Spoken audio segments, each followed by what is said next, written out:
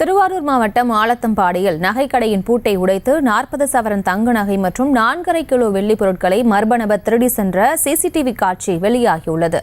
இதுகுறித்த கூடுதல் விவரங்களை எமது செய்தியாளர் சிவக்குமார் வழங்கிட கேட்கலாம். சிவக்குமார், வணக்கம். அங்கு என்ன நடந்தது? மேலும் விவரம். வணக்கம் மேடம்.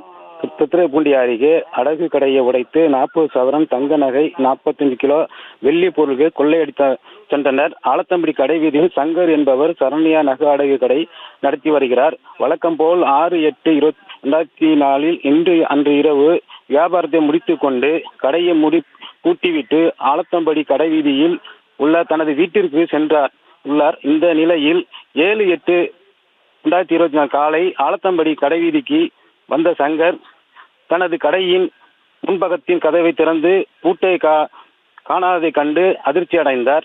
உடனடியாக கடையின் அருகே சென்ற பார்த்த பொழுது கடையின் பூட்டை உடைத்த முன்பக்க கதவை திறந்திருந்து கொண்டு உள்ளே சென்று கடையில் இருந்த 40 சவரன் தங்க நகைகள் மற்றும் 45 கிலோ வெள்ளி பொருளுக்கு கொள்ளையடிக்கப்பட்டது தெரிய வந்தது.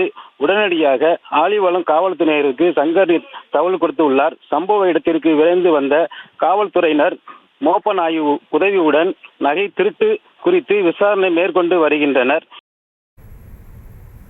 விவரங்களுக்கு நன்றி சிவக்குமார்.